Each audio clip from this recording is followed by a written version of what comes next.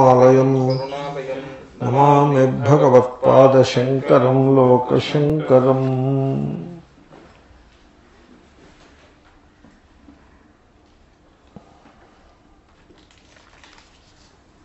నామజాత్యాదయో యద్వత్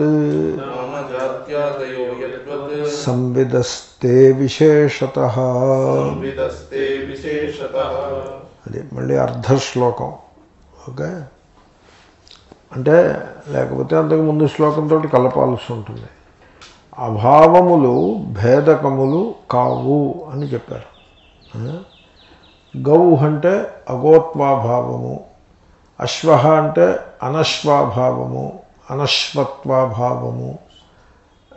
ఏమండి గోవుకి అశ్వానికి తేడా ఎలా వచ్చింది అంటే అదేమిటండి, గోవు అంటే అగోత్వాభావము, అశ్వము అంటే అనశ్వత్వాభావము, అదే తేడా అని అలా చెప్పకూడదు. ఎందుకంటే తేడాన్ని తీసుకెళ్ళి అభావం మీద వేసినట్లయినది. అభావం తేడాన్ని ఎలా కలిగిస్తుంది? అది ఏదైనా ఉంటే కదా తేడాన్ని కలిగించడానికి. కాబట్టి విశేషములు ఏవైతే ఉంటాయో అవి అభావములు కజాలవు అని చెప్పారు. ఎలాగంటే విశేషములు ఎందుకు అభావములు ఎందుకు విశేషములు కజాలవు అంటే అవి ఎటువంటి వ్యావర్తకత్వము వాటి ఎందు లేదు. ఎలాగంటే నామము జాతి మొదలైనవి వ్యావర్తకములుగా ఉండి విశేషములు అవుతూ ఉంటాయో ఆ విధముగా అభావములు వ్యావర్తకములు కాజాలవు. ఓకే, తే పదచ్ఛేదం చేద్దాం. నామజాత్యాదయః యద్వత్ సంవిదః తే అవిశేషతః. అది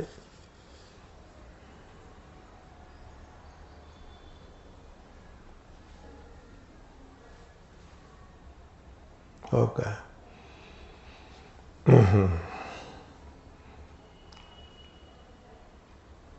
వాళ్ళ సిద్ధాంతంలో సంవిత్ అవిశేషమా, సంవిత్ నిర్విశేషమా? సంవిత్ నిర్విశేషము చిత్రంగా ఉంది కదా, సంవిత్ నిర్విశేషము అనే మాట. ఆనందగిరి అలాగే రాశాడా? ఈయన ఏమని రాశాడు? Knowledge according to you as it has no special properties. Do not qualify knowledge. అంతే అంతే, అర్థమైంది నాకు.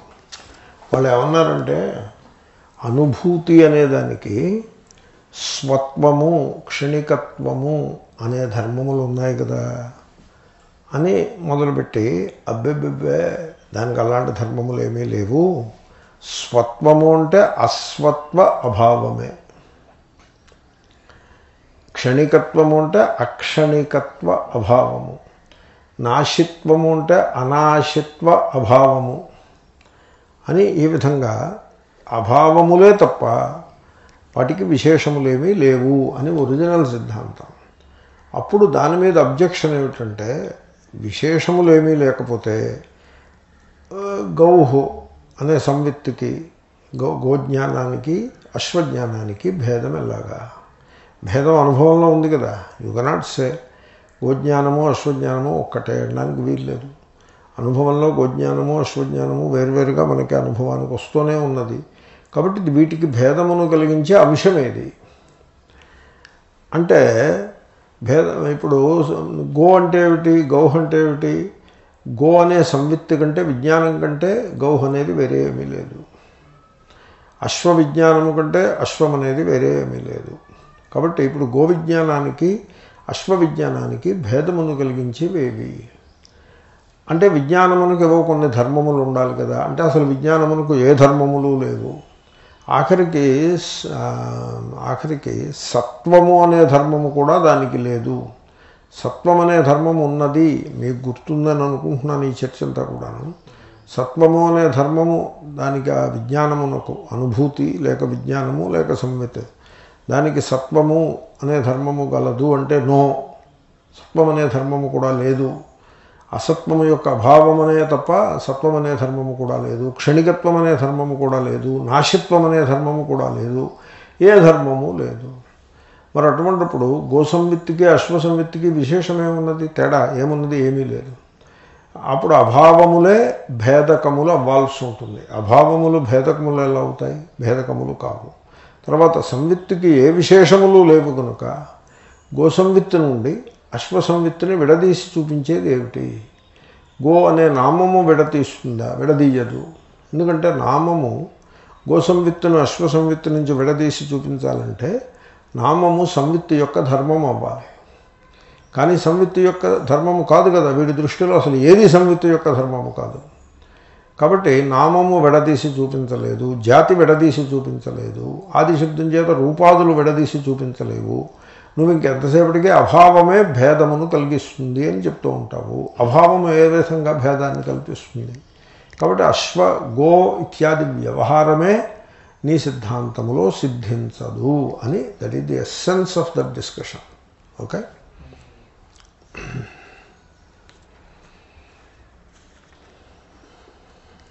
తే నీ మతమునందు సంవిత్ అనగా విజ్ఞానము అవిశేషతః తనయందు ఎటువంటి ధర్మములు లేనిది అగుట వలన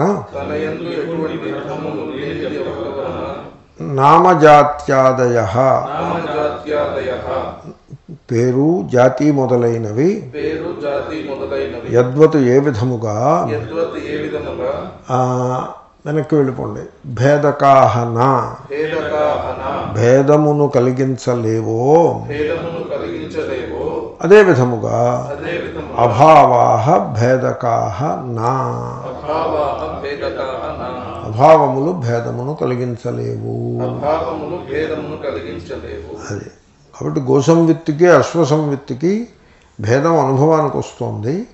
ఈ అనుభవానికి వచ్చే భేదమునకు హేతువు ఏది? ఆ వ్యావర్తకం ఏది అన్నట్లయితే నామము జాతి అని చెప్పాల్సి ఉంటుంది. అవి సంవిత్తు యొక్క ధర్మములు కానేరవు నీ సిద్ధాంతం ప్రకారంగా. కాబట్టి అవి భేదమును కలిగిస్తాయి అని చెప్పడానికి వీల్లేదు. ఇంకా మిగిలిందల్లా అభావములు గలవు. గోవు యందు అగోత్వాభావము గలదు, అశ్వమునందు అనశ్వత్వాభావము గలదు ఇత్యాది అభావములు భేదమును కలిగిస్తాయి అని చెప్పాల్సి ఉంటుంది. అభావములు భేదమును కలిగించుట సంభవము కాదు. ఓకే. తే మతే విజ్ఞానస్య అవిశేషతః సకలధర్మరహితత్వాత్ యద్వత్ నామజాత్యాదయః న భేదకాః అది అంతకుముందు శ్లోకంలో తద్వత్ అభావాః అపి న భేదకాః అదంతా ముందు శ్లోకంలోనే. అక్కడికి ఆ ఖండనము పూర్తయినది. నామజాత్యాదయో యద్వత్ సంవిదస్తే విశేషతః.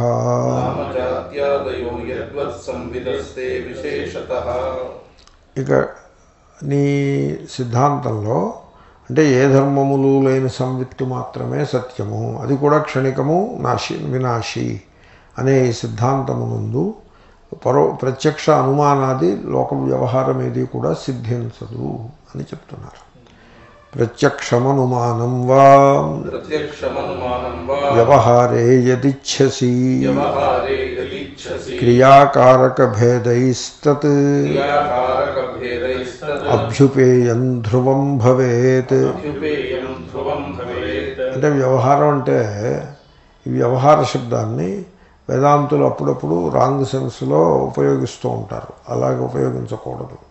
వ్యవహారము అంటే జ్ఞాతృ జ్ఞేయ వ్యవహారం, అది వ్యవహారం అంతే తప్ప అలాగే నామరూపములు వాటిని యథార్థముగా స్వీకరించి వాటి యందు విభేదాన్ని కల్పించి కొన్నిటి యందు రాగము కొన్నిటి యందు ద్వేషమును కలిగి ఉండుట, ఇది వ్యవహారం అంటే. ఈ వ్యవహారము సమాజంలో కలదు, మనుష్యుల జీవితంలో కలదు. ఆ వ్యవహారమును మనం ఎక్స్ప్లెయిన్ చేసి దానిని త్రోసిపుచ్చి అది ఏ రకంగా ఏర్పడింది అని ఎక్స్ప్లెయిన్ చేసి దానిని త్రోసిపుచ్చి వ్యవహారోపశమం శివం శాంతం అయిన తత్వాన్ని మనం ఎస్టాబ్లిష్ చేయాల్సి ఉంటుంది. ఇది పరిస్థితి. ఇప్పుడు మనము తత్వనిష్ఠులమై ఉండాలి. ఈ వ్యవహారమును ఏ విధముగా వ్యాఖ్యానం చేయాలి? తత్వనిష్ఠుడై ఉన్నప్పటికీ జ్ఞేయము జ్ఞానము జ్ఞాత అనే త్రిపుట అనుభవానికి వస్తూ ఉంటుంది. ఏదో భిక్షకు వెళ్ళాడని ఇదని అదని దాన్ని ఏ రకంగా ఎక్స్ప్లెయిన్ చేయాలి అని అందుకోసమే మీమాంస తప్ప వ్యవహారము అంటే మీరేమో రియల్ ఎస్టేట్ వ్యాపారం మొదలుపెట్టి చందాలు వసూలు చేసి బోల్డ్ అన్ని లౌకిక పెళ్ళిళ్ళ పేరయ్యల్లాగా తయారయ్యి శిష్యుల కుటుంబాల మధ్యన పెళ్ళిళ్ళు చేయిస్తూ ఆ పెళ్ళిళ్ళు ససిపడకపోతే వాళ్ళకి బిడాకులు ఇప్పిస్తూ ఇదంతా చేస్తూ ఏ సబ్ వ్యవహార హోతా హి రహతా హై అని అంటూ దానికి వ్యవహారం అని పేరు పెట్టి వ్యవహారంలో ఇవన్నీ ఉంటాయండి పరమార్థంలో ఏమీ ఉండవు అనేటువంటి ఒక హిపాక్రసీలో పడిపోవడానికి ఈ వ్యవహార శబ్దాన్ని వాడుకోకూడదు. వ్యవహారం అంటే ఇంత మాత్రమే, జ్ఞానము జ్ఞేయము జ్ఞాత అనే వ్యవహారము గలదు. ఉంది కదా, అది లోకం ఇప్పుడు ఉంది కదా. అప్పుడు దాన్ని ఎక్స్ప్లెయిన్ చేయాలి. ప్రతివాడు ఎక్స్ప్లెయిన్ చేయాల్సి ఉంటుంది. వాళ్ళు కూడా అలాగే ఎక్స్ప్లెయిన్ చేశారు. నువ్వు జ్ఞేయం అనేది జ్ఞేయాకార వృత్తి మాత్రమే, జ్ఞానం అనేది ఆ ప్రమాణాకారమైన వృత్తి మాత్రమే. జ్ఞాతృత్వావచ్ఛిన్నమైన వృత్తికి అహం వృత్తి, అదే జ్ఞాత. అంతా వృత్తి అందే ఈ మొత్తం విభాగం అంతా ఉన్నది, వృత్తికి బయట అంటూ ఏమీ ఉండదు అని ఎక్స్ప్లెయిన్ చేశారా లేదా? చేశారు కదా.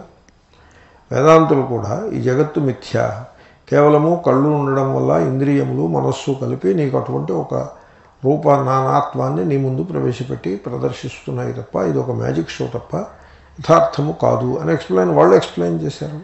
ప్రతివాడు ఎక్స్ప్లెయిన్ చేయాల్సి ఉంటుంది. ఓకే, అనుభవాన్ని ఎక్స్ప్లెయిన్ చేసి అనుభవం ద్వారా తప్పు కంక్లూషన్కి వెళ్లకుండా చూసుకోవాలి. జగత్తు అనుభవానికి వస్తుంది కాబట్టి సత్యము అనే కంక్లూషన్కి వెళ్ళకూడదు. జగత్తు అనుభవానికి వస్తుంది, కారణం ఏమై ఉంటుంది అని దాన్ని అలా ఎక్స్ప్లెయిన్ చేయాలి. కానీ వీడేమంటాడు, సంవిత్తు యందు ఏ ధర్మములు లేవనేసేస్తే అప్పుడు ఈ వ్యవహారం అంతా కూడా లుప్తమైపోతుంది. ఇప్పుడు వ్యవహారం లుప్తమైనటువంటి శాస్త్రం అంగీకారం కాదు. వ్యవహారమును స్టడీ చేసి సరైన కంక్లూషన్స్ను డ్రా చేసేది శాస్త్రం. అది చెప్తున్నారు. ప్రత్యక్షం అనుమానం వా వ్యవహారే యత్ ఇచ్ఛసి క్రియాకారక భేదై తత్ అభ్యుపేయం ధ్రువం భవేత్. వాళ్ళు ప్రత్యక్ష ప్రమాణాన్ని అంగీకరిస్తారు కొంతమంది అనుమాన ప్రమాణాన్ని అంగీకరిస్తారు. మొత్తానికి శాస్త్ర ప్రమాణాన్ని ఒప్పుకోకపోయినా ప్రత్యక్షాన్ని అనుమానాన్ని ఒప్పుకుంటున్నారు కదా. ఏదో ఒకదాన్ని ఒప్పుకుంటున్నావు కదా, పోనీ రెండింటినే కాకపోయినా ఏదో ఒకదాన్ని ఒప్పుకుంటున్నావు కదా. ఎలా అయితే వ్యవహారంలో ఉంటుందని చెప్పేసి వ్యవహారం అంటే జ్ఞాతృ, అదే జ్ఞేయ జ్ఞాతృ వ్యవహారంలో నువ్వు ఈ ప్రమాణాలను అంగీకరిస్తున్నావు కదా. ఇప్పుడు ప్రమాణములను అంగీకరించినట్లయితే క్రియాకారక భేదాన్ని కూడా అంగీకరించాల్సి ఉంటుంది. వాళ్ళు ఏమన్నారంటే అసలు క్రియ అనేది ఏముంది, నేను చెప్పాను ఇదంతా వివరంగా. క్రియ తప్ప క్రియ వేరు, క్రియ ఉంటుంది. క్రియను బట్టి కర్త వస్తాడు, కర్తను బట్టి కారణము వస్తాయి. ఈ కారకములు ఇవన్నీ కూడా విడివిడిగా ఉంటాయి అనేది వాళ్ళు ఒప్పుకోలేదు. వాళ్ళు అన్నారు ఏది క్రియయో అదే కర్త. The thinking is the thinker and the thought is also the same as thinking. There is no division at all అని చెప్పారు. In one sense that is acceptable. అయితే సంవిత్తునందు ఏ ధర్మములు లేవు అని కొట్టిపారేయటం అంగీకారం కాదు. తర్వాత ప్రత్యక్షాది ప్రమాణ వ్యవహారమును నీవు అంగీకరించిన పక్షంలో క్రియాకారక భేదమును స్వీకరించవలసి ఉంటుంది. అప్ టు దట్ పాయింట్ నువ్వు ఆ భేదమును స్వీకరించవలసి ఉంటుంది. ఓకే అని అంటున్నారు. ఒకవేళ నువ్వు అది స్వీకరించలేదనుకో అప్పుడు వ్యవహారము లుప్తమైపోతుంది, వ్యవహారం లేకుండా అయిపోతుంది. కానీ మరి వ్యవహారం ఉంది కదా, you are experiencing the subject object division. How do explain that అని. వ్యవహారే వ్యవహారమునందు ప్రత్యక్షమును గాని అనుమానం వా అనుమాన ప్రమాణమును గాని యత్ దేనిని ఇచ్ఛసి నీవు స్వీకరిస్తున్నావో తత్ అది అంటే ఆ ప్రత్యక్షము లేక అనుమానము క్రియాకారక భేదై క్రియాకారకములు అనే తేడాలతో అభ్యుపేయం స్వీకరించదగినది ధ్రువం నిశ్చయముగా భవేతగును. అదే కాబట్టి నువ్వు ప్రత్యక్ష ప్రమాణమును స్వీకరించినట్లయితే ఓకే క్రియాకారక భేదాన్ని స్వీకరించక తప్పదు. ఎందుకంటే ప్రత్యక్ష ప్రమాణాన్ని బట్టి క్రియలు కారకములు వేరువేరుగా మనకు అనుభవానికి వస్తున్నప్పుడు నువ్వు ప్రత్యక్ష ప్రమాణాన్ని స్వీకరిస్తే ఆ భేదాన్ని కూడా స్వీకరించాల్సి ఉంటుంది. అనుమాన ప్రమాణం స్వీకరించినా కూడా క్రియాకారక భేదాన్ని స్వీకరించాల్సి ఉంటుంది. కాబట్టి వ్యవహార దశ యందు జ్ఞాత జ్ఞేయము అనే డివిజన్ లెవెల్లో ఇవన్నీ ఉంటాయి. వీడు ఆ డివిజన్ లెవెల్లోనే ఉంటాడు. వీడు సంవిత్ అంటే వీడికి థాట్, అక్కడి నుంచి పైకి రాడు, అక్కడే ఉంటాడు. అక్కడే ఉండి ఏ వ్యవహారము లేదు, అంతా శూన్యము ఉంటాడు. అక్కడే ఉండి ఆ లెవెల్లో ఉండి వ్యవహారం లేదు, శూన్యము ఉండడానికి హక్కు లేదు. ఆ లెవెల్లో ఉన్నంత వరకు వ్యవహారమును లేవు స్వీకరించవలసినదే. పైగా వాళ్ళు ప్రమాణాన్ని అంగీకరించారు. ప్రత్యక్షమును అంగీకరించినప్పుడు ప్రత్యక్షం ప్రమాణం అని వాళ్ళు చెప్తూ ఉంటే, అనుమానం ప్రమాణం అని వాళ్ళు చెప్తూ ఉంటే జ్ఞాతాజ్ఞేయము లేకపోవడం ఏమిటి? తర్వాత క్రియాకారకముల యందు భేదము లేకపోతే అనుమానం ప్రమాణం ఎలా అవుతుంది? కాబట్టి స్వవచన వ్యాఘాతం వచ్చేస్తుంది. కనుక మీరు ఈ క్రియాకారక భేదాన్ని స్వీకరించక తప్పదు. యదుక్తం భూతిర్యేషాం క్రియాసైవ అన్న చోట ఏది అనుభవమో అది ఏ క్రియ అంటాడు. అంటే బాహ్యమునందు క్రియను స్వీకరించడు, బాహ్యమునందు కారకమును స్వీకరించడు.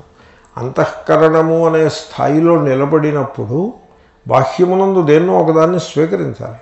100% ఐడియలిజంని యాక్సెప్ట్ చేయరు. వీడు 100% ఐడియలిస్టు.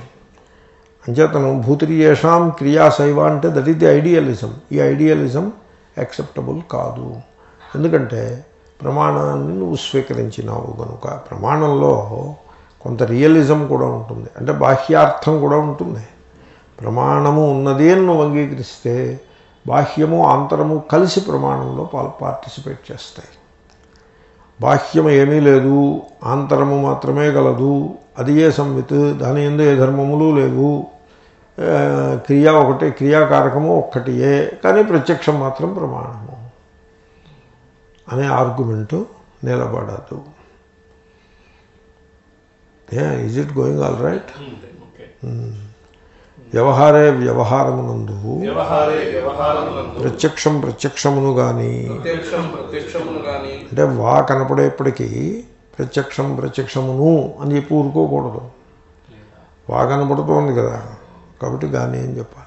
అనుమానం వా, అనుమానమును కానీ, అయితే దేనిని ఇచ్చేసి అంగీకరిస్తున్నావో తత్ అట్టి ప్రమాణము క్రియాకారక భేదై, క్రియాకారకములు అనే తేడాలతో ధ్రువం నిశ్చయముగా అభ్యుపేయం స్వీకరించదగినది భవేతగును. ప్రత్యక్షమనుమానం అన్వయం చెప్పండి. వ్యవహారే ప్రత్యక్షమనుమానం వా యత్ ఇచ్ఛసి తత్ ధ్రువం క్రియాకారక భేదై అభ్యుపేయం భవేత్. ప్రత్యక్షమనుమానం వా వ్యవహారే యదిచ్ఛసి క్రియాకారక భేదైస్తదభ్యుపేయం ధ్రువం భవేత్. తస్మాన్నీలం తథా పీతం ఘటాదిర్వా విశేషణం సంవిదస్తదుపేయం స్యాత్ ఏన చాప్యనుభూయతే. ఇప్పుడు ఘటం ఉన్నది, ఘటము ఘటావచ్ఛిన్న మనోవృత్తి, ఘటాకారితమైన మనోవృత్తి కంటే వేరుగా లేదు అంటాడు. ఘటావచ్ఛిన్న చైతన్యం అనే మాట వాళ్ళు అనరు. ఘటాకారాకారితమైన వృత్తి, దాని విజ్ఞానం, దానికంటే ఘటం వేరుగా లేదు అని నువ్వు అంటావు. అయితే నీలో ఘట పీతో ఘట అన్న చోట ఆ భేదం ఎక్కడి నుంచి వచ్చింది?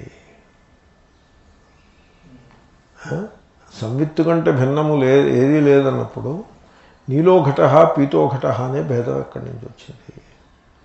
అంటే బయట నుంచి బాహ్యార్థాన్ని ఎంతో కొంత స్వీకరించక తప్పదు.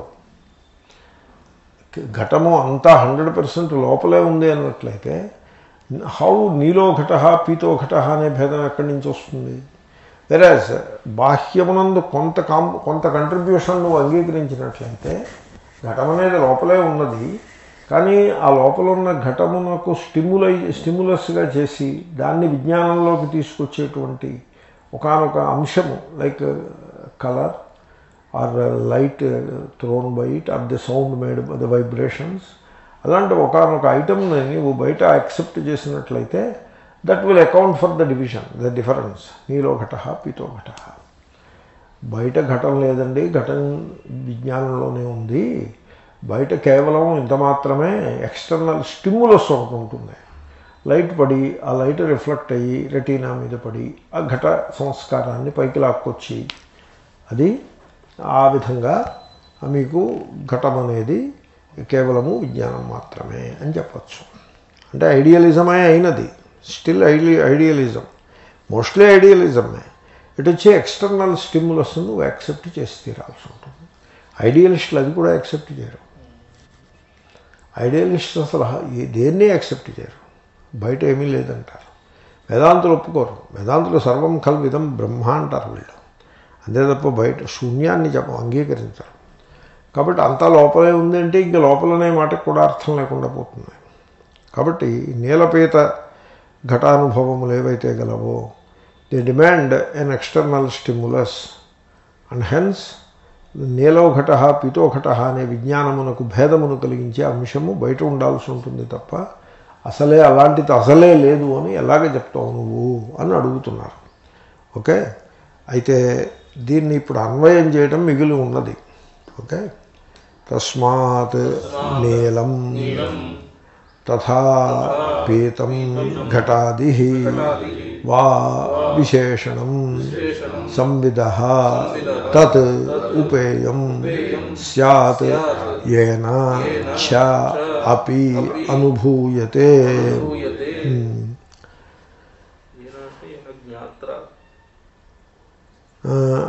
సోపి జ్ఞాతాభ్యుపేయ స్యాదిత్యర్థ. ఏన చాప్యనుభూయతే తదపి ఉపేయం స్యాత్. అవును, ఈ నీలం పీతం గురించి ఏం మాట్లాడదు చూడండి వ్యాఖ్యాత. అంటే అన్వయం ఎలా చేస్తున్నాడా అనే విషయం నేను చెప్పేశాను. అన్వయం ఈయన కూడా ఫలితం ఉపసంహరతి అని రాశాడు ఆయన అవతారిక. ఫలితం ఉపసంహరతి తస్మాత్ నీలమితి. ఎందుకు రాయడం? ఎందుకు అది రాసిన దానికి ఏమైనా ఉపకారం ఉండాలి కదా. చెప్పిందో ఉపసంహరిస్తున్నాడు. పోన్లండి, ఉపసంహారం దగ్గరికి వచ్చాము.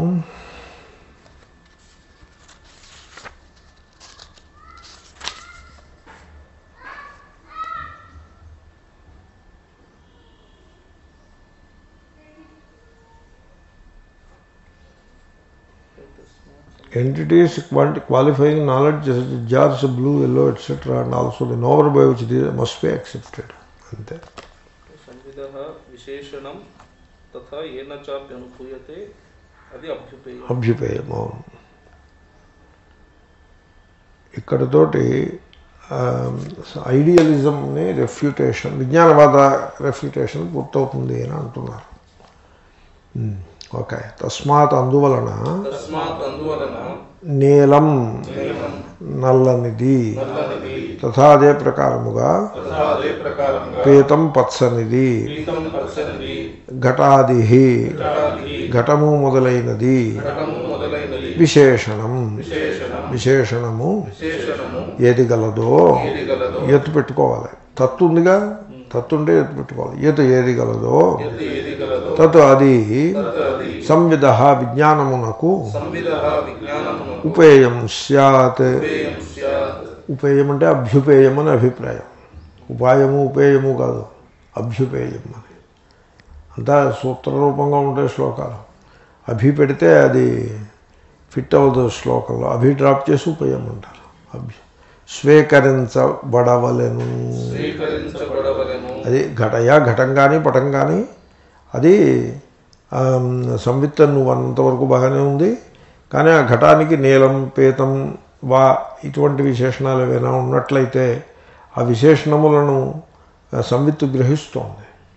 అంటే అవి సంవిత్తు యొక్క ధర్మములు కావు. కాబట్టి బాహ్యార్థము నుండి ఆ విశేషణము వస్తుంది అని మనం స్వీకరించక తప్పదు. బాహ్యంలో క్రియ లేదు, కారకం లేదు అని అలా కొట్టిపారేస్తే తప్పు ప్రత్యక్ష ప్రమాణం సిద్ధించదు అని పై శ్లోకంలో చెప్పినట్టుగానే సంవిత్తులో మనకి విభాగం తేడాగా తెలుస్తూ ఉన్నది. పీతోఘట నీలోఘట ఇత్యాది. ఆ రకమైనటువంటి విజ్ఞానంలో ఆ భేదమును కలిగించేది బయట ఉండి తీరవలేను. నువ్వు దానిని అంగీకరించక, అటువంటి విశేషణమును ఒక దానిని అంగీకరించక తప్పదు. ఎందుకంటే ఆ విశేషణము సంవిత్తు యొక్క ధర్మం కాజాలదు. కాబట్టి సంవిత్తు కంటే అతిరిక్తంగా ఒకానొక విశేషణము అంటే వ్యావర్తకము నువ్వు స్వీకరించక తప్పదు. ఇంకొకటి కూడా స్వీకరించాలి. ఇప్పుడు ఘట జ్ఞానం కలిగింది. ఘట జ్ఞానము సంవిద్రూపంగా ఉంటుంది. అంటే విజ్ఞానము ఘటాకారమును పొందినదై ఘట జ్ఞానమును కలిగిస్తుంది. అది జ్ఞానమును కలిగించేదే తప్ప అది ఆ జ్ఞానమును పొందేది తాను కాదు. ఎవరికి కలిగిస్తోంది జ్ఞానము? ఎవరికి జ్ఞానమును కలిగిస్తోంది? వాడిని కూడా మీరు అంగీకరించక తప్పదు. తెలియవాడు అంటే సాక్షి చైతన్యం అని ఫైనల్గా తీసుకెళ్తారు అక్కడికి. జ్ఞాతను సంవిత్తులో కలిపేసిన ఆ సంవిత్ అవిజ్ఞానము దానిని తెలియవాడు. నీల ఘటమునకు పీత ఘటమునకు ఉండే తేడాను తెలుసుకునేటువంటి సంవిత్తు ఏది కలదో ఆ సంవిత్తును తెలియవాడు ఒకడు సాక్షిని అటువైపు అంగీకరించాలి. ఆ నీలపీత విశేషణమును ఇటువైపు అంగీకరించాల్సి ఉంటుంది. కేవలము విజ్ఞానం ఒక్కటియే తత్వము అని చెప్తే కుదరదు. ఏనా యవనిచే అనుభూయతే నీలము పీతము ఇత్యాది తెలియబడుతున్నదో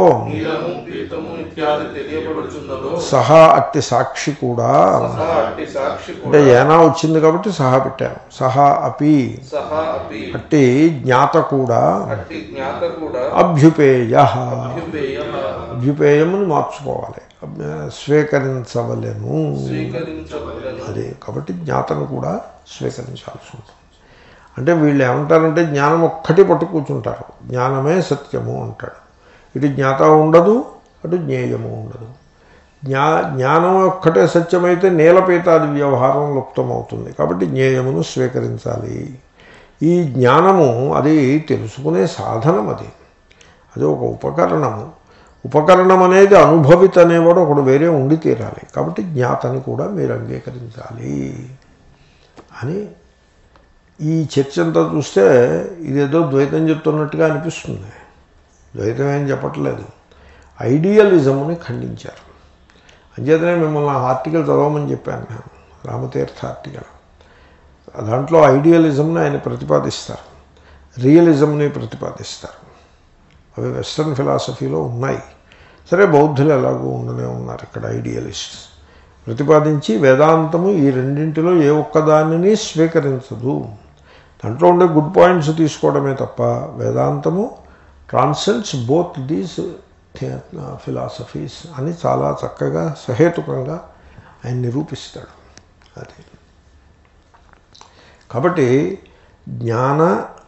జ్ఞాతృ జ్ఞేయ, పోనండి జ్ఞానందే ఉంది, జ్ఞాతృ జ్ఞేయ అనే విభాగమును అదే లెవెల్లో ఉండి అక్కడే ఉండి ఆ విభాగము లేదు అని కొట్టేసే ప్రయత్నం వల్ల ప్రయోజనం లేదు. దానికి వ్యవహారము అని పేరు, జ్ఞాతృజ్ఞేయ వ్యవహారం. You be a part of that వ్యవహార and then prove that they only సంవిత్ ఈజ్ రియల్ అనేది. అది కూడా క్షణికము, అలాగే అది వర్కౌట్ కాదు.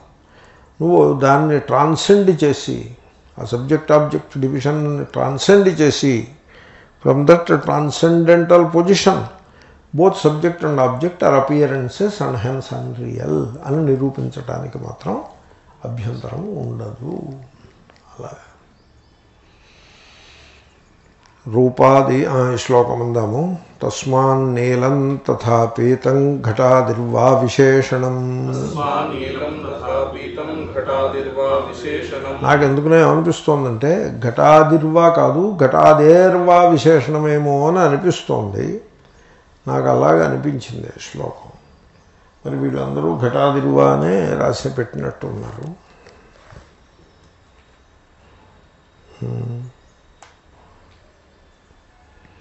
ఈయన ఏం చేస్తారు మరి, అన్ని ప్రథమా విభక్తి కింద తీసుకుని జార్స్ ఎల్లో బ్లూ అని రాశారు. What else can he do?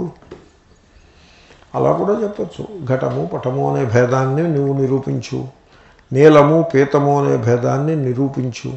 ఘటపటాది భేదాన్ని నిరూపించలేకపోయినాడు కదా. అగోత్వ అభావమే గోత్వము, అలాగెలా కుదురుతుంది? అక్కడ ఘటాదులను నిరూపించలేకపోయినాడు, నీలపీతాదులను కూడా పై శ్లోకంలో చెప్పినట్టుగా నిరూపించలేకపోయినాడు. సంవిదస్తదుపేయం స్యాద్యేన చాప్యనుభూయతే రూపాదీనాం యథాన్య స్యాత్ గ్రాహ్యత్వాద్ గ్రాహకస్తథా ప్రత్యయస్య తథాన్య స్యాత్ వ్యంజకత్వాత్ ప్రదీపవత్. ఇప్పుడు రూపమున్నది, రూపమును తెలియవాడు ఒక్కటే అవుతాయా? ఒకటే అవుతుంది కదా. లేకపోతే ఏమని చెప్పాలి? అలాంటప్పుడు రూపము తనను తానే తెలుసుకుంటుంది. Yellow colour knows it self as yellow colour, అలా ఎక్కడైనా ఉందా? కాబట్టి రూపాదులు ఏవైతే గలవో వీటికి తప్పనిసరిగా ఆ రూపాదులను తెలుసుకునే జ్ఞాతను అంగీకరించాల్సి ఉంటుంది. ఓకే, రూపాదులు అవి సెన్సేషన్. రూపా is a sensation. Okay, the sensation doesn't know itself. There is a జ్ఞాత, the one who knows the sensation అని అంగీకరించక తప్పదు. నౌ కమ్ టు ప్రత్యయ. ప్రత్యయ మీన్స్ ద విజ్ఞాన, ద థాట్. నౌ లైక్ రూపమునకు ఒక జ్ఞాత ఎట్లు ఆవశ్యకము, ప్రత్యయమునకు కూడా జ్ఞాత ఆవశ్యకమగును. ఇది ప్రత్యయము అని తెలియవాడు ఆవశ్యకమగును. ఈ ప్రత్యయము కొద్దిసేపు ఉంటుంది, పోతుంది అని అంటాం. అది ఎవరికి తెలుస్తుంది? కొద్దిసేపు ప్రత్యయం ఉండి పోయింది అనే సంగతి అది తెలుసుకునేవాడు ఒకటి ఉండాలి, అక్కర్లేదా? తెలియవాడు ఒకటి ఉండాలి, సాక్ష్యం ఉండాలి. ఇది ఘట ప్రత్యయము, మరొకటి పట ప్రత్యయము అని ఆ ఘటపటాది భేదమును ప్రత్యయమే తెలుసుకుంటుందా, లేకపోతే తత్సాక్షి చైతన్యాన్ని అంగీకరించాల్సి ఉంటుందా? అంటే తప్పనిసరిగా ఎలా అయితే రూపాదులకు జ్ఞాతను అంగీకరిస్తావో, వాళ్ళు రూపాదులకు జ్ఞాతను అంగీకరించారు. వాళ్ళు రూపాదికి జ్ఞాతను అంగీకరించారు. ఇలాగా రూపం బయట ఉన్నట్టుగా అనిపిస్తుంది, వాస్తవంలో రూపజ్ఞాత అయినటువంటి విజ్ఞానం కంటే భిన్నంగా లేదు అని బయట రూపంతో మొదలుపెట్టి దానిని జ్ఞాతను అంగీకరించి ఆ జ్ఞాతయందు ఆ రూపాన్ని విలీనం చేశారు. ఇది ఐడియలిస్టులు చేసే ఘనకార్యం. విజ్ఞానవాదులు ఏం చేస్తారంటే బాహ్యార్థవాదితో మొదలు పెడతారు. బాహ్యార్థము గలదు అనేవాడితో మొదలు పెడతారు. మొదలుపెట్టి బాహ్యార్థం ఏమిటి? రూపము. అయితే ఈ రూపం అనేది రూపజ్ఞానం లేకుండా స్వతంత్రంగా ఉందా? లేదు కదా. కాబట్టి రూపము అనేది ఎగ్జిస్ట్ అవ్వాలంటే రూపజ్ఞానం ఉండాలి. విజ్ఞానం లేదే రూపం ఉండదు. విజ్ఞానమే సత్యము. మరి రూపం మాట ఏమిటి? అది విజ్ఞానం కంటే విభిన్నంగా లేదు. రూపంతో మొదలుపెట్టి దాన్ని విజ్ఞానంలో పెట్టాడు. సరిగ్గా ఇదే ప్రక్రియను మేము విజ్ఞానంతో మొదలుపెట్టి సాక్షి చైతన్యంలో విలీనం చేస్తాము. సేమ్. అంచేతనే ఏమని చెప్తారంటే దీన్ని బాహ్యార్థవాది దృష్ట్యా విజ్ఞానవాద అంతరంగ, విజ్ఞానవాద దృష్ట్యా ఆత్మవాద అంతరంగ. ఇంకో స్టెప్ వెనక్కి వెళ్ళడమే. వాడు వేసిన స్టెప్ వంటి స్టెప్పే you have to take one more step and arrive at ఆత్మ. అది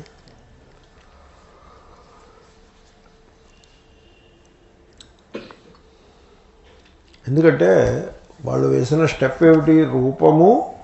రూపజ్ఞానము అనే స్టెప్ వేశారు.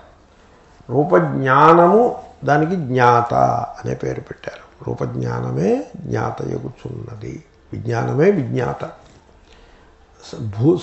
అదే అనుభూతికి అనుభవితకు భేదము లేదు అని చెప్పాడు కదా. రూపజ్ఞానమే రూపజ్ఞాత. మరి రూపానికి జ్ఞాతను అంగీకరించేవా లేదా? రూపానికి జ్ఞాతను అంగీకరించినప్పుడు ప్రత్యయమునకు కూడా క్షణికమైన విజ్ఞానము, క్షణిక విజ్ఞానం అంటే ప్రత్యయము, దానికి కూడా జ్ఞాతను అంగీకరించాల్సి ఉంటుంది. రూపాదీనాం యథా అన్యః స్యాత్ గ్రాహ్యత్వాత్ గ్రాహకః తథా ప్రత్యయస్య తథా అన్యః స్యాత్ వ్యంజకత్వాత్ ప్రదీపవత్. అవును, రూపము కంటే రూప విజ్ఞానము అలగ్, సెపరేట్, అని ఇతరము అని ఎందుకు అంగీకరించావు నువ్వు? రూపము కంటే రూప విజ్ఞానము అన్యము అని స్వీకరించావు కదా. ఎలా, ఏ బేసిస్ మీద స్వీకరించావో చెప్పు. అంటే చూడయ్యా, రూపము గ్రాహ్యము, అది గ్రాహ్యము. మీరు చూసుకోండి, మీ అనుభవం కేసు మీరు చూసుకోండి. రూపము తెలియబడేదిగా మీకు అనుభవానికి రావట్లేదు, వస్తుందిగా. ఎప్పటికైనా తెలియబడేదిగానే అనుభవానికి వస్తుంది. అక్కడ we are not questioning that. It is గ్రాహ్యము. గ్రాహ్యమైనప్పుడు గ్రాహకం ఉండి తీరాలి. బాహ్యార్థవాదులు ఏమంటారో తెలుసిన, గ్రాహ్యము చాలు, మళ్ళీ గ్రాహకం ఎందుకు అక్కర్లేదని వాళ్ళు కొట్టిపారేస్తారు. గ్రాహకం లేకపోతే ఎక్కడ కుదురుతుందా? గ్రాహ్యము, నువ్వు అది గ్రాహ్యమైంది అన్న కారణంగా గ్రాహకము ఉండి తీరాలి. గ్రాహకము లేకపోతే అది గ్రాహ్యం ఎలా అవుతుంది?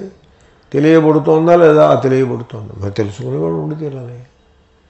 ఏమిటో తెలుసుకునేవాడు? విజ్ఞానము. అది అది క్షణికము, అని తర్వాత వస్తాయి. కాబట్టి గ్రాహకము విజ్ఞానము, గ్రాహ్యము రూపాది అని నువ్వు చెప్పేవా లేదా? సరిగ్గా అదే పద్ధతిలో ప్రత్యయం కేసు చూడు. అది గ్రాహ్యమవుతోందా లేదా? ఇన్ ఇట్స్ టర్న్ అది గ్రాహ్యమా కదా? గ్రాహ్యమే కదా. ఎందుకంటే అది గ్రాహ్యము కాకపోతే ఇది ప్రత్యయమని, ఇది క్షణికమని నువ్వెలా చెప్తావు? ప్రత్యయమని క్షణికమని చెప్తున్నావు కదా, అంటే అది తప్పకుండా గ్రాహ్యమవుతోంది. కాబట్టి ఇంకొక గ్రాహకము ఉండి తీరాలి. అది ఆర్గ్యుమెంట్. అది గ్రాహకమే సాక్షి చైతన్యము, అదొక ఆర్గ్యుమెంట్. దానికి you add one more element. What is the element? ఈ ప్రత్యయము. ఇప్పుడు రూపము జడము, రూపమును ప్రకాశింపజేసేది ప్రత్యయమని నీ అభిప్రాయం. ప్రత్యయం కూడా జడమే. ఇప్పుడు తత్వబోధ ఇత్యాది గ్రంథములను సరైన దృష్టితో చదివినట్లయితే వాటి సారం ఇంత మాత్రమే. గుణాగుణేషు వర్తంతే, అంతకు మించి ఇంకా దాంట్లో సారమేం లేదు. గుణములు, శబ్దస్పర్శ రూపాదులు బయట ఉన్నాయి, శ్రోత్ర జిహ్వా ఇత్యాదులు ఇక్కడ ఉన్నాయి. గుణా గుణేషు వర్తంతే మానే ప్రవర్తంతే. It is the relationship between గుణాస్ అండ్ గుణాస్. గుణాస్ అవుట్ సైడ్ అండ్ గుణాస్ ఇన్సైడ్. గుణాస్ అవుట్ సైడ్ గ్రోస్, గుణాస్ ఇన్సైడ్ సెటిల్. బస్, that is the relation between the two. That is the essence of తత్వబోధ. కాబట్టి ఆ రకంగా కూడా దాన్ని మనం జాగ్రత్తగా, పంచీకరణం యొక్క తాత్పర్యం కూడా అదే, అంతేగాని వాటిని ఎస్టాబ్లిష్ చేసి పెట్టడం కోసం కాదు. కాబట్టి రూపాదులకు ఎలా అయితే గ్రాహకమైన తత్వాన్ని, విజ్ఞానము అనే దాన్ని నువ్వు అంగీకరించకపోతే నీకు రోజు గడవలేదు, అలాగే విజ్ఞానమునకు గ్రాహకమైన మరి యొక్క తత్వము అదొకటి. రెండు, రూపమునకు రూపం స్వయంగా ప్రకాశిస్తోందా లేకపోతే విజ్ఞానం వల్ల ప్రకాశిస్తోందా? విజ్ఞానం వల్ల ప్రకాశిస్తోంది అని వాడు అంటాడు. రూపం అది విజ్ఞాన స్వరూపం కాదు. విజ్ఞానము విజ్ఞానమే, అది లోపల ఉన్నది. ఓకే. మరి ప్రత్యయము, విజ్ఞానానికి మరో పేరు ప్రత్యయము, అది కూడా స్వయంగా ప్రకాశించేది కాదు. దాన్ని ప్రకాశింపజేసేటువంటి చైతన్యము ఇతరమును మనము అంగీకరించక తప్పదు. దీనికి ఒక దృష్టాంతం చెప్పచ్చు. మీరు అలా ఓపిక పట్టాల్సి ఉంటుంది, ఇలాగే ఉంటుంది. లేకపోతే రోజు కొత్త కొత్త ఏదో డ్యాన్స్ ప్రోగ్రాంలాగా ఏదైనా వస్తాయని అనుకుంటే పొరపాటు. సో దీనికి దృష్టాంతం చెప్పచ్చు. ఇప్పుడు గదిలో సామాన్లన్నీ ప్రకాశిస్తున్నాయి, ఘటపటాదులన్నీ ప్రకాశిస్తున్నాయి. ఎందువల్ల ప్రకాశిస్తున్నాయి అంటే అదిగో అద్దం ఉన్నది, అద్దం మిలమిలా ప్రకాశిస్తోంది. అది ఆ ప్రకాశమును, తన ప్రకాశమును వీటన్నింటిపై ప్రసరింపజేస్తోంది. అందువల్ల ఇవన్నీ ప్రకాశిస్తున్నాయి. అద్దం ఉందని ఒప్పుకున్నావా? అయితే ఇప్పుడు అద్దం ఎలా ప్రకాశిస్తుంది? అది స్వయంగా ప్రకాశిస్తుందా? అద్దం ఒపేక్ కాదు. ఇప్పుడు ఈ ఘటపటాదులు దేంతో తయారయ్యాయి? మట్టితో తయారయ్యాయి. అద్దం కూడా మట్టితో తయారైంది. ఇదికే సూక్ష్మం తప్ప అది మట్టితో చేసినదే. కాబట్టి అది మాత్రం స్వయంగా ప్రకాశించేస్తుందా? ఘటపటాదులు ప్రకాశ్యములు, అది స్వయం ప్రకాశము? నో, అది ప్రకాశిస్తోంది, ట్రూ, బట్ నాట్ స్వయం.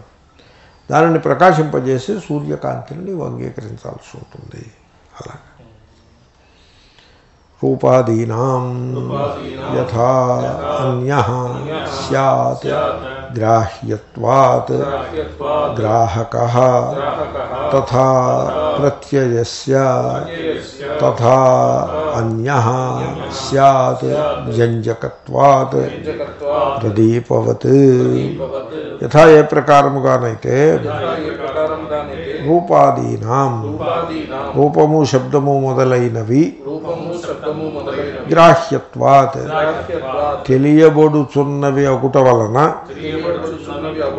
గ్రాహకః తెలియవాడు లేకపోతే తెలుసుకునే తత్వము అన్యః ఇతరము స్యాత్ అగును.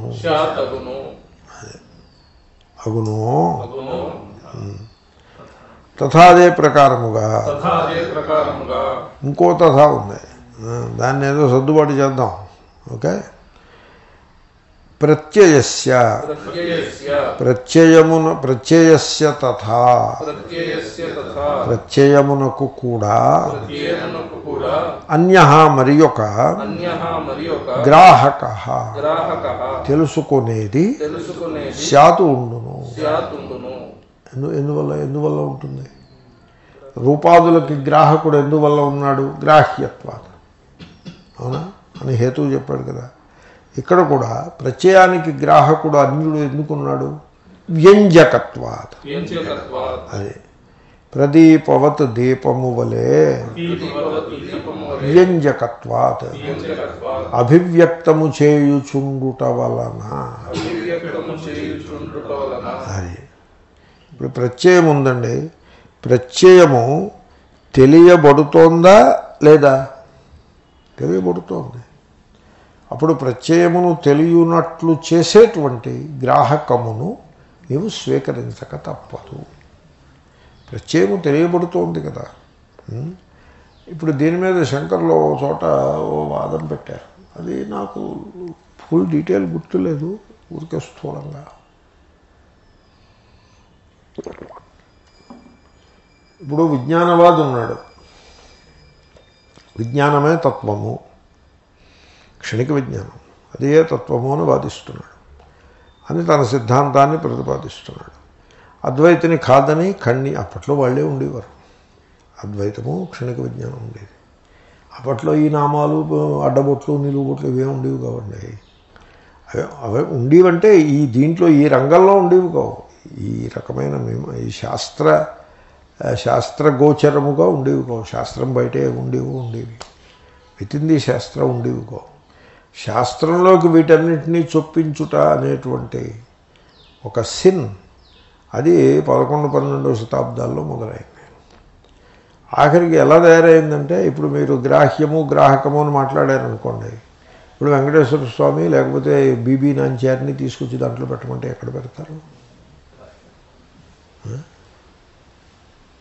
అది how it is possible? So you cannot do that. గ్రాహ్య గ్రాహక ఇవన్నీ దాంట్లో doesn't fit into this కదా. But this kind of a sin of pushing these things into philosophical thinking happened in 12th century or whatever. నేను ఇంకోటి గమనించా, ఒక ఆయన బాబాగారి భక్తుడు, షిర్డీ బాబాగారి భక్తుడు. It was a philosophy conference. ఏదో వేదాంతం, ఆత్మ బ్రహ్మ, లేకపోతే కర్త కర్మ, ప్రమాణము, ప్రత్యక్షం, అనుమానం, ఇలాంటి కాన్ఫరెన్స్. ఈయన వచ్చాడు దాంట్లో. ఆయన పెద్ద డోనరు కాబట్టి ఆయన మాటకు విలువ ఉంటుంది. So the owner of the pipe calls the tune, ఏదో సామెత ఏదో ఉంది. ఆ రకంగా ఆయన వచ్చి బాబా గారి మీద ఒక 45 నిమిషాలు ప్రసంగం చేశారు. మేమందరం అలా వేల ముఖాలు చేసుకుని విన్నాం. ఆ ప్రసంగంలో ఆయన ఇప్పుడు ఇక్కడ జరిగే చర్చలకి వాటికి ఏమీ సంబంధం లేదు. అయినా ఏదో సంబంధాన్ని పెట్టే ప్రయత్నం చేశారు ఆయన.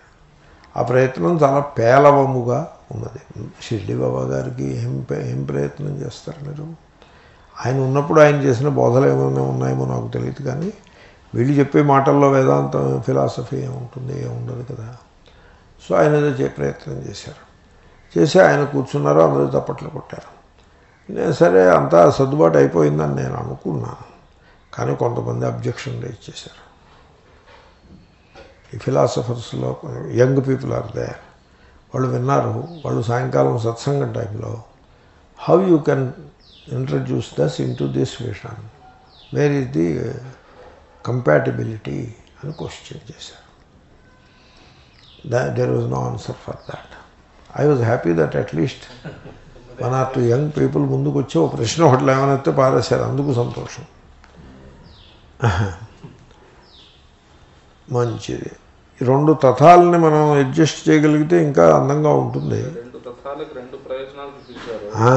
తథా ప్రత్యయస్య గ్రాహ్యత్వాత్ గ్రాహకో అన్యః స్యాత్ తథా గ్రాహకస్య గ్రాహ్యాదన్యః.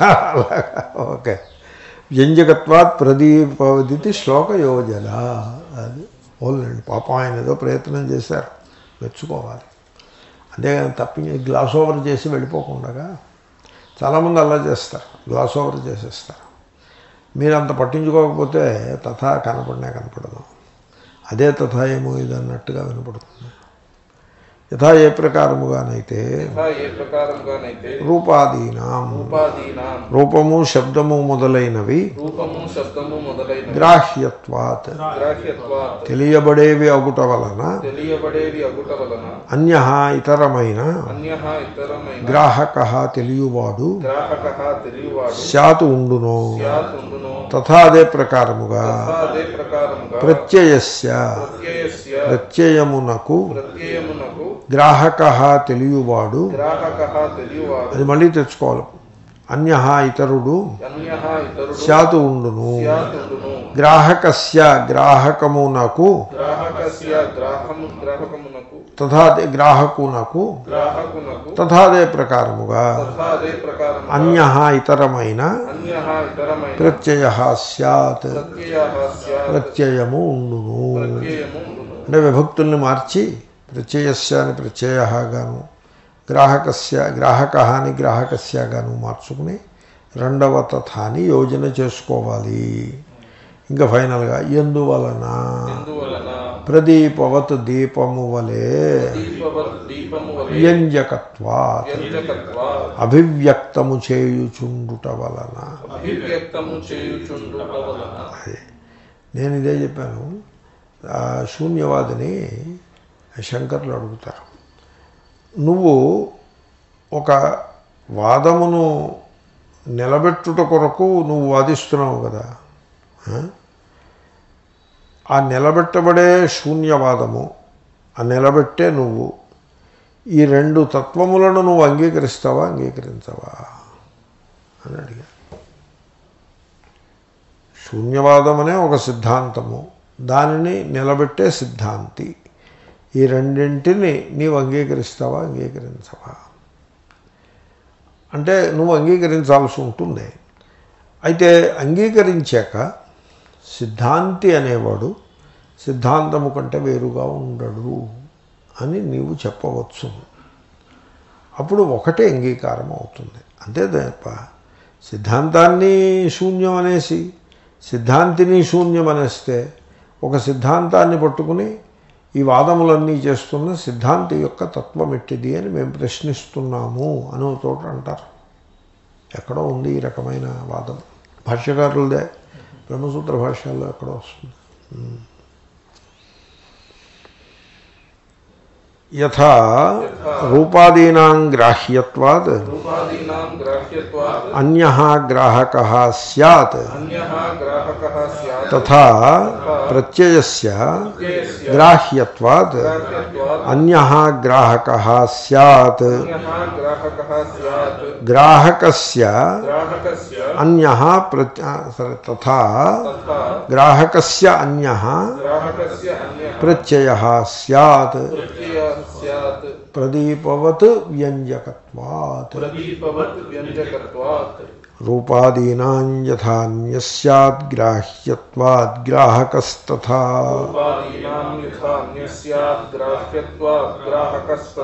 ప్రత్యయస్య తథాన్యః స్యాద్ వ్యంజకత్వాత్ ప్రదీపవత్.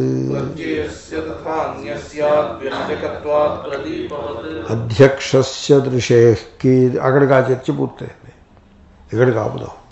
ఓం పూర్ణమదః పూర్ణమిదం పూర్ణముదచ్యతే పూర్ణస్య పూర్ణమాదాయ పూర్ణమేవావశిష్యతే. ఓం శాంతి శాంతి శాంతి.